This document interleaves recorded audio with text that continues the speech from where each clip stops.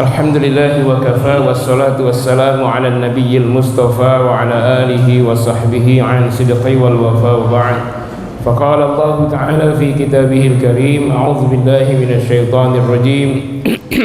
Bismillahirrahmanirrahim. Lirrijali nasibum mimma tarakal walidani wal aqrabun walin nisa'i nasibum mimma tarakal walidani wal aqrabuna mimma qalla minhu aw katsur nasiban mafruḍa. Shadaqallahul azim. Allahumma arhamna bil Qur'an. Pengurus DKM yang saya muliakan, Bapak Ibu hadirin hadirat jemaah salat subuh yang saya cintai karena Allah.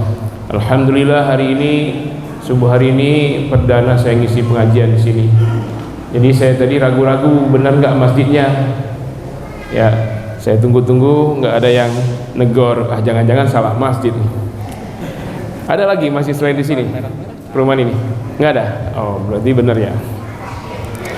Salam dan salam semoga terlimpah dan tercurah buat junjungan tercinta Nabi Muhammad sallallahu alaihi wasallam yang telah membawa umatnya keluar dari kegelapan pada cahaya Islam. Khurujuna minaz zulumatil jahiliyah ila nur islamiyah, minasyirki ila tauhid, minan nizamil kufri ila nizamil Islam. Termasuk dalam perkara harta. Jadi harta ini dalam Islam betul-betul menjadi hal yang sangat dipentingkan dan akan menjadi objek hisab yang paling berat. Jadi harta itu mulai dari cara mendapatkannya, kemudian setelah dapat diapakan, dikemanakan, itu juga dihisab. Kalau dibelanjakan betulkah dibutuhkan ataukah hanya kebanggaan, mubazir. Kemudian sampai wafat harta itu juga akan dihisab. Bagaimana peralihan kepemilikan harta orang yang meninggal kepada pemilik berikutnya yang sering kita istilahkan dengan waris. Nah, ini semua diatur secara detail oleh Al-Quran, oleh Islam. Nah, pada kesempatan kali ini materi yang kita ajukan yaitu tentang urgensi mempelajari ilmu faraid, pentingnya faraid dalam Islam. Kalau bicara soal tafsir, hadis dan lain-lain sudah banyak sekali dan itu penting, kajiannya juga sudah banyak. Tapi apakah faraid sama pentingnya dengan tema-tema lain? Kita akan menjawab dari pertemuan hari ini. Jadi kita langsung masuk ke tema kita, urgensi mempelajari ilmu faraid. Terkait faraid, Allah Subhanahu wa taala menjelaskannya lebih rinci dibanding dengan syariat yang lain. Kalau salat, Allah hanya perintahkan aqimus shalah. Rincian salat, kapan waktu salat, hal-hal yang membatalkan salat, itu semua dijelaskan dalam hadis terkait rukun-rukunnya.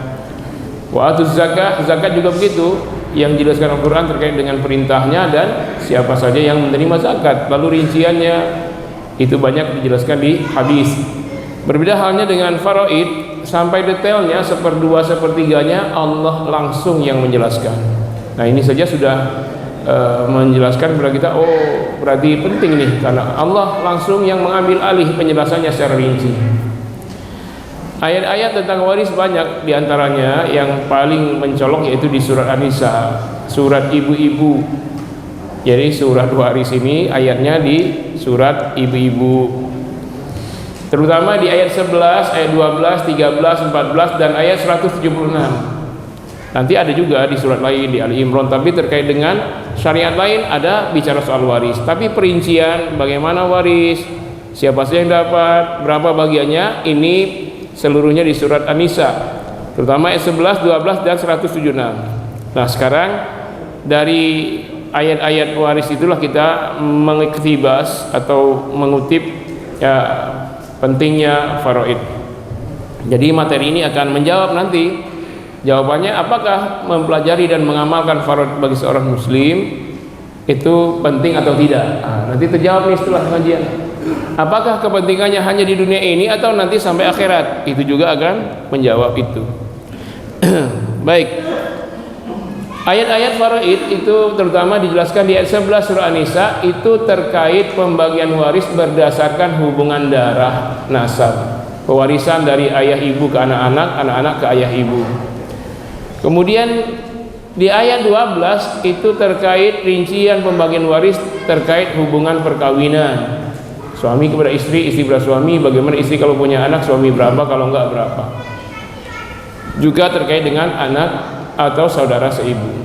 Nanti pembagian waris di ayat 176 terkait dengan pembagian waris bagi orang yang tidak memiliki usul dan tidak memiliki furu', tidak memiliki asal usul ke atas ayah ibu, kakek nenek, enggak ada. Tidak ada anak cucu cicit, yang ada hanya paman-paman dan saudara. Bagaimana pembagiannya? Itu dijelaskan di ayat 176. Nah, kita tidak mengambil pembagian warisnya itu dulu karena itu materi yang sekian kali setelah ini, tapi sekarang pendahuluannya. Pendahuluan kita mengutip beberapa ungkapan di ayat-ayat tersebut. Yang pertama, ayat Faraid ayat 11, boleh dibuka Bapak Ibu yang ada Al-Qur'an di dekatnya, boleh dijangkau, lihat surah An-Nisa ayat 11. Yang bawa handphone buka aplikasi Al-Quran surah An-Nisa ayat 11. Antum yang tidak buka Al-Quran, yang tidak buka aplikasi Al-Quran, saya berhusnuzon semua sudah hafizah. Allah memulai ayatnya, a'udzubillahi minasyaitonirrajim. Yusikumullah, Allah berwasiat kepada kalian. Wasiat apa? Wasiat itu pesan yang dikuatkan, bukan pesan orang mau mati. Termasuk seruan dakwah amar ma'ruf nahi munkar itu wasiat. Nah, sekarang saya sedang berwasiat. Jadi tidak terkait dengan orang mau mati atau tidak mati, tapi pesan yang dikuatkan itu wasiat. Jadi Allah berwasiat. Nah, inilah kenapa kalau sudah perkara harta waris, wasiat manusia yang bertentangan dengan kaitannya dengan faraid tidak berlaku demi hukum. Nah, itu. Karena masalah waris faraid itu wasiat Allah.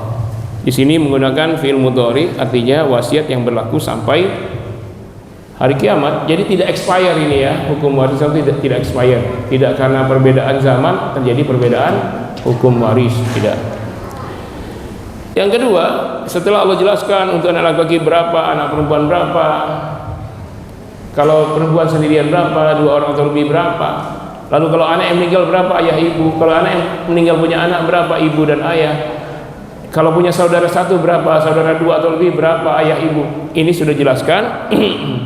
Sebelum Allah tutup ayatnya, Allah ungkapkan dengan aba'ukum wa abna'ukum la tadruna ayyuhum aqrabu lakum naf'a. Aba'ukum, asal usulmu ayah ibu kakek nenek ke atas, terus bin ayah kakek moyang ayah poyang kakek poyang sampai Nabi Nuh. Itu namanya aba'ukum. Wa abna'ukum, zuriat kalian, anak-anak cucu cicit, anak cicit cucu cicit, semua itu. La tadruna ayyuhum aqrabu lakum naf'a. Kalian tidak tahu siapa di antara mereka yang akan memberi manfaat besar kepada kalian. Kita yang punya harta, kita yang mewarisi harta, ketika kita mati nanti di alam barzakh, kita butuh dari amal anggota keluarga kita, baik ayah ibu ke atas maupun anak cucu ke bawah. Itu berpengaruh bagi kita, walaupun sudah meninggal, ada yang mengalir baik pahala maupun keburukannya, terutama yang usaha kita, yaitu harta. Jadi mulai dari cara apa dibagi harta waris itu berdampak bagi almarhum dan almarhumah di alam barzakh.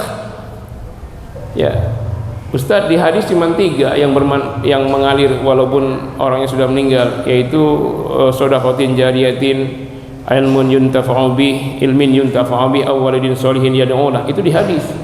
Tapi di Al-Quran disebutkan bahwa karib kerabatmu masih memberi pengaruh terhadapmu di alam barzakh, terutama di surat An-Nisa ayat 11. Jadi persiapkan dari harta yang kita tinggalkan ini, nanti diapakan cara baginya, kita akan kena dampak di alam barzakh.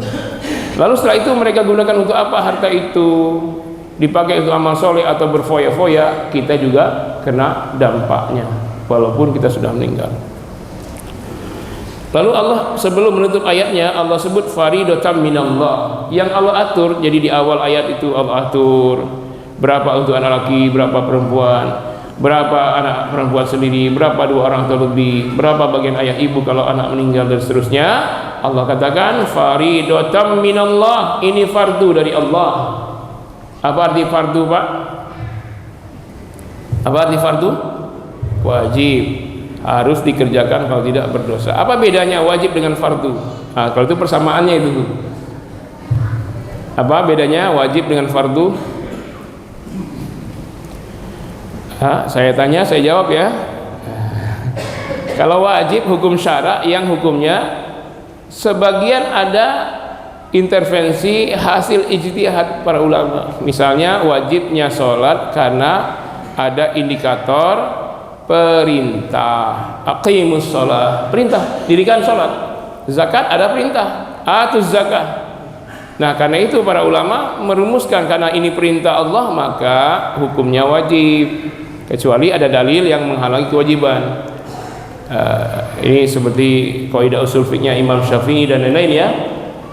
Al aslu fil amri lil wujub illa ma dalat dalilu ala khilafihi. Prinsip dari perintah Allah atau Rasul hukumnya wajib, kecuali ada dalil lain yang menghalangi kewajibannya. Nah, kalau fardu itu tidak ada celah ijtihad karena kewajiban itu langsung dari Allah. La majalal ijtihad fi, tidak ada celah untuk ijtihad di dalam perkara yang fardu. Jadi apa saja yang Allah jelaskan masalah pembagian waris dan tata caranya di dalam Al-Qur'an semuanya fardu. Karena itu disebut faraid. Faraid itu jamak dari faridah. Fardu, faridah satu fardu, dua fardu faridotan, faridotain, tiga ke atas faraid. Artinya rincian pembagian waris. Secara garis besar di surat An-Nisa ayat 11 ada 6 pembagian. Nanti ada pecahannya berapa. Pembagian di ayat 12 juga 6. Pembagian di ayat 106 juga ada 4. Jadi 16 pasal. Itu semua tiap persatuan pasalnya itu hukumnya fardu. Kewajiban langsung dari Allah, dan itu manusia dipaksa untuk mengikutinya, baik ikhlas maupun terpaksa wajib patuh. Itu masalah fardu. Kemudian Allah menutup ayatnya dengan innallaha kana aliman hakima. Sesungguhnya Allah Maha mengetahui lagi Maha bijaksana. Aliman hakiman ini minal asma'il husna, termasuk asma'ul husna. Ada 99 tapi pilihannya alim, hakim terkait waris. Ini untuk menyanggah kalau ada orang yang merasa lebih tahu dari Allah, lebih bijak dari Allah, lalu dia pakai cara lain. Kita bagi adil saja deh. Apa maksudnya Pak? Kalau bagi waris bagi adil? Bagi rata. Kalau sudah ungkapan cara kita bagi adil, lalu pembagian Allah adil tidak? Kalau Allah tidak adil, lalu siapa yang adil? Allah Maha Adil. Alim, Allah mengetahui sedetail-detailnya, itu alim. Dia wazan fa'il, artinya serinci-rincinya Allah Maha tahu. Allah tahu isi hati yang terdalam, dan itu semua akan dihisab. Coba jawab nih ketika lagi pengajian begini, yang paling banyak bicara ustadz atau jemaah sekarang? Ustadz. Kayak saat ustadz ini bicara, hatinya diam atau bicara? Diam. Kalau ada suaranya diam. Tapi kalau ini hatinya berkata. Bapak Ibu ketika dengar ceramah ini, hatinya diam atau bicara? Nah, yang antum bicara di hati itu Allah tahu. Bahkan yang semenit lalu antum ngomong apa, antum udah lupa. Allah sudah catat itu, dan Allah Maha tahu dan tidak pernah lupa. Dan itu dihisab. Ustaz siapa itu ya? Datang-datang langsung di depan, gendut lagi. Misalnya itu sudah dicatat. Jadi Allah tahu siapa saudara yang ingin menguasai bagian saudaranya. Allah sudah tahu. Dan Allah paling tahu bagaimana solusi peralihan harta orang yang meninggal kepada ahli waris yang hidup. Jadi jangan ada yang mencari cara lain, seolah-olah cara Allah ini tidak menyelesaikan, padahal inilah jawaban atas masalah. Solusi perkara waris adalah syariat Al-Quran.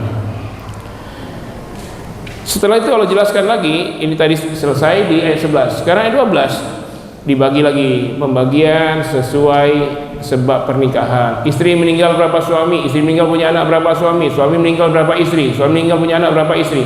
Saudara seibu berapa bagiannya kalau sendirian, kalau lebih dari berapa. Lalu Allah jelaskan, ditutup ayat 12 itu dengan ungkapan wasiyatan minallah. Ini wasiat Allah. Ayat 11 wasiat Allah, ayat 12 wasiat Allah. Diulang. Pengulangan ini taukid, penegasan, benar-benar wasiat Allah. Wasiat manusia saja tidak bertentangan dengan syariat, wajib dilaksanakan, apalagi wasiat Allah. Nah, kemudian kembali Allah menutup ayat 12 dengan wallahu alimun halim, dan Allah Maha mengetahui lagi Maha lembut. Lagi-lagi alim, ayat 12, ayat 11 aliman, ayat 12 alimun. Pendampingnya halim, Maha lembut. Nggak usah bagi cara Islam nanti bertengkar keluarga. Itu sudah kalimat-kalimat yang merupakan pembangkangan sebagai orang beriman. Kalau orang beriman terkait aturan Allah, ya ayyaqulu sami'na wa ata'na. Mereka merespon apapun perintah Allah dengan kami dengar, kami patuh. Kalau Allah sudah tentukan cara waris, kami patuh ya Allah. Itu mestinya. Halim, Maha lembut. Kemudian perkara waris juga di surat An-Nisa 176 ayat terakhir. Ayat ini diawali dengan ungkapan yastaftunak, mereka datang berbondong-bondong padamu ya Muhammad minta fatwa. Ada masalah, jadi seorang bujang meninggal dunia, tidak punya istri, tidak punya anak, tidak ada cucu, tidak ada ayah kakeknya. Jadi jalur ke atas nggak ada, jalur ke bawah nggak ada. Yang ada saudaranya, paman-pamannya. Sedangkan si bujangan ini kaya raya ketika meninggal, maka mereka berebut harta. Hampir saja terjadi perang antar keluarga. Kemudian sebelum pedang diayunkan, sebelum tombak dilesatkan, ada yang paling bijaknya berkata, kenapa kita berperang untuk harta sementara Rasul masih hidup? Ayo kita datang minta fatwa. Dalam keadaan pedang masih dipegang, tombak masih diunus, mereka datang rame, datang minta fatwa dari Rasul. Jadi kira-kira antum kalau tiba-tiba ada masyarakat bawa golok, ya datang rame-rame ke rumah antum, gimana? Panik tidak? Nah, Rasul pun lihat ada apa ini? Turunlah ayat ini. Apa ya Rasul? Ya Muhammad, kami minta fatwa tentang orang meninggal tak punya ayah, kakek dan seterusnya, tidak punya anak, cucu, cicit dan seterusnya. Ya ada saudara dan pamannya. Bagaimana ini? Rasul tidak berfatwa. Turunlah ayat yastaftuna qulillahu yuftikum fil kalalah. Ya Muhammad, mereka datang berbondong-bondong minta fatwa kepadamu. Katakan ya Muhammad, Allah yang berfatwa kepada kalian. Jadi masalah waris ini fatwa Allah. Tapi sekarang berani-berani pengadilan atau siapa keluarin fatwa waris. Lalu muncullah istilahnya hukum kompilasi. Saya tidak menentang hukum kompilasi kalau dia tidak pakai Islamnya itu. Hukum kompilasi Islam, hukum kompilasi waris Islam. Tidak usah pakai Islam, kompilasi hukum waris itu aja. Nah, kalau sudah pakai Islam ya itu konsekuensinya ikuti Al-Quran. Ya kalau ikutin selain Al-Quran susah disebut Islam. Jadi orang sekarang berani ya berfatwa soal waris, sementara Nabi saja tidak berfatwa. Apa? Bahkan ada orang awam tidak ngerti ilmu faraid sama sekali, tidak paham apa-apa, dia berfatwa sendiri untuk bagi waris keluarganya. Kita bagi sesuai hasil rapat saja ya. Kalau pakai cara Islam ribut kita. Dia nggak punya ilmu, dia orang awam, lalu dia bagi waris sesuai dengan ketentuan di hasil rapat pemikiran mereka. Ini sebuah kekufuran jemaah sekalian. Allah sudah tentukan dia pakai cara lain, dan dia bilang kita bagi adil aja, kita sesuai rapat aja. Nabi saja tidak berfatwa, lalu dia bukan siapa-siapa berani bagi waris dengan cara lain. Nah, ayat ini sebelum berakhir Allah jelaskan yubayyinullahu lakum an tadillu. Allah jelaskan ini agar kalian tidak sesat. Mafhum mukhalafah dari ungkapan ini, pemahaman sebaliknya, bahwa cara lain pasti sesat. Ya kan? Terakhir Allah katakan Allahu bikulli syai'in alim, dan Allah atas segala sesuatu serinci-rincinya, sedetail-detailnya maha mengetahui. Lagi-lagi alim, padahal asmaul husna itu 99, yang dipakai aliman, alimun, alimun. Ini sudah taukid ditaukid lagi, penegasan. Jangan sok tahu, hanya Allah yang maha tahu soal waris Islam, soal pembagian waris. Ya, jadi ada orang yang memakai cara lain dalam hal pembagian waris. Lihat ini konsekuensinya. Kalau patuh kepada Allah, nah, ini ayat waris, ini ayat waris setelah pembagian rincian ayat 11, rinciannya ayat 12 pembagian secara rinci Allah jelaskan, ayat 13 konsekuensi kalau ikut pembagian Allah gimana. Ini kurang jelas, ini yang jelas. Ayat 13 ayat 11 penjelasan secara rinci pembagian waris berdasarkan hubungan nasab. Ayat 12 berdasarkan hubungan perkawinan. Ayat 13, kalau kalian patuh, kata Allah, aku masukkan sorga. Tilka hududullah, itulah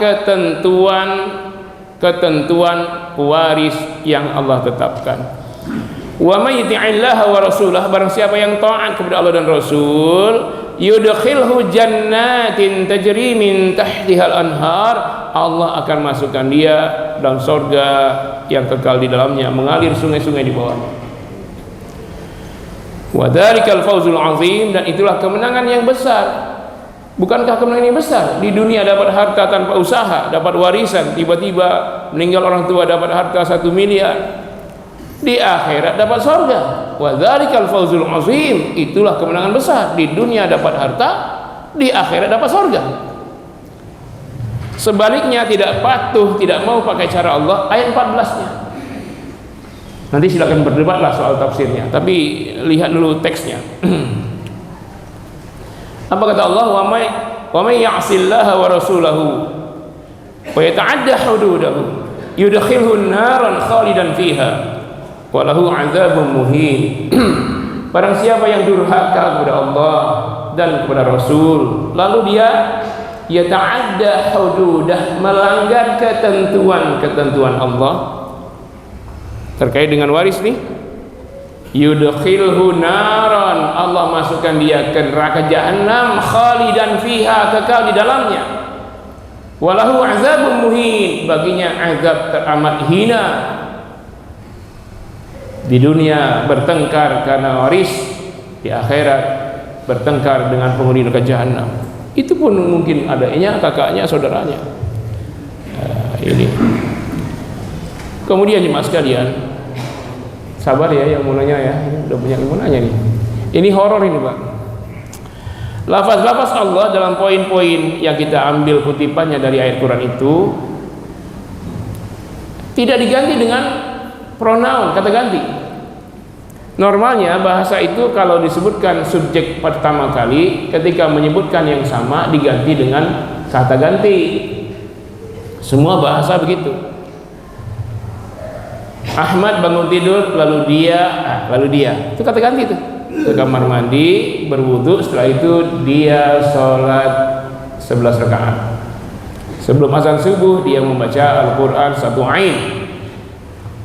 Kalimat dia itu pronoun, kata ganti, dan itu memang berlaku di semua bahasa. Tapi ketika menyebut faraid, lafaz Allah tidak diganti dengan huwa, hu atau hi, dia, nya, enggak.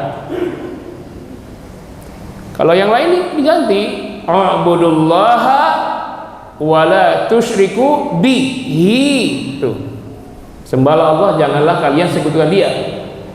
Bukan wala tusyriku billah. Setelah sebut a'budullaha, Allah, lanjutnya hi. Harusnya begitu. Tetapi ayat-ayat faraid, lafaz-lafaz Allah tidak diganti dengan domir, kata ganti. Lihat, ketika disebut yusikumullah, Allah berwasiat, kalimat Allah berikutnya, ada kalimat Allah tidak ganti dengan domir. Mestinya apa? Faridotan minhu. Wa ra'aitan nasa yadkhuluna fi dinillahi afwaja fasabbih bihamdi rabbika wastaghfirhu innahu. Ganti hu semua. Tapi faraid coba lihat ayatnya. Lapas Allah enggak diganti itu. Innallah, mesti apa? Innahu kana tawwaba, innahu kana aliman hakima, enggak diganti. Innallah enggak diganti. Wasiyatan minallah, bukan minhu. Wallah, bukan wahwa. Kul Allah, bukan kul huwa. Yubayyinullah, wallah, bukan wahwa. Tilka hududullah, bukan hududuhu. Padahal baru saja menyebut Allah banyak di ayat 11-12. Ini hududuhu. Wa may ya'si wa may yuti'illah, enggak diganti dengan wa may yuti'hi. Wa may ya'sillah, bukan wa may ya'sihi. Kenapa? Begini, lafaz-lafaz tadi aliman, hakiman, ar-rahman, ar-rahim, itu namanya asmaul husna. Sesuaikan, kalau kita berdoa sebutlah Allah dengan namanya. Kita minta rezeki, ya Razzaq farzuqni rizqan halalan thayyiban katsiratan mubarakatan, ya kan? Minta sayangi Allah, ya Rahman ya Rahim irhamna. Nah, itu 99 jumlahnya asmaul husna. Lafaz Allah, lafzul jalalah, bukan asmaul husna. Itu ismullahil azam, nama Allah yang paling agung. Ketika disebut Allah, maka include di dalamnya 99 asmaul husna, terikutkan. Nah, kalau lafaz Allah diganti huwa, diganti hu, diganti hi, maka dia ringan bobotnya. Nah, dengan Allah tidak diganti dengan domir, berarti sangat penting. Ketika faraid, lafaz Allah tidak diganti dengan domir. Mesti kita pahami perkara faraid yang Allah atur, perkara yang sangat urgen. Kalau rumah sakit itu UGD, nggak bisa lagi ke kamar lain, di UGD dia. Nah, maksud saya kajian faraid ini mesti diviralkan di mana-mana. Kalau tafsir hadis banyak ya. Kalau antum pulang ditanya istri, ngaji apa tadi Mas? Ngaji hadis. Jawabannya ngaji tafsir, udah banyak itu. Tapi ngaji faraid, nah jarang. Tapi kalau hari ini ditanya jawabnya faraid, pas. Faraid jamak dari faridah, artinya setiap pembagian yang Allah bagi di ayat 11, 12, 1, 6 itu fardu, tidak ada yang sunnah. Menunda pembagian waris zalim kepada ahli waris itu sendiri. Kadang-kadang ahli waris ini butuh biaya untuk bayar utang, diandalkanlah harta waris, tahu-tahu tidak, belum bayar utang mati, kan zalim tuh. Kalau harta umurnya setahun, kalau harta itu haul setahun dan nisabnya setara dengan 85 gram emas sama dengan atau lebih, menimbulkan kewajiban lain yaitu zakat. Udah setahun nih waris gak dibagi, haul dia. Ayo, siapa yang mau bayarkan zakatnya? Ada yang belum bagi waris sampai setahun? Banyak. Itu zalim kepada 8 asnaf: fakir, miskin, amilin, ghorimin, riqab, mu'alaf, untuk orang yang kehabisan bekal, ibnu sabil, sabilillah. Siapa yang mengeluarkan untuk mereka kalau tunda-tunda? Ya, bagi waris jangan lama-lama. Semua poin di atas adalah lafaz Allah. Sebenarnya ibadah penjelasannya rinci ya, sedangkan ibadah lain juga diungkapkan secara global tapi dirincikan dalam hadis. Nah, ini sudah saya jelaskan di awal. Faraid ilmu pembagian waris, sedangkan ibadah lain juga fardu tidak sebut faraid. Salat fardu enggak, Pak? Tapi bukan ilmu salat ya faraid itu. Karena istilah faraid itu secara jamaknya langsung Nabi yang menamakan. Ayat hadis-hadis tentang waris, Nabi lebih banyak menyebutkan dengan faraid daripada dengan mawaris.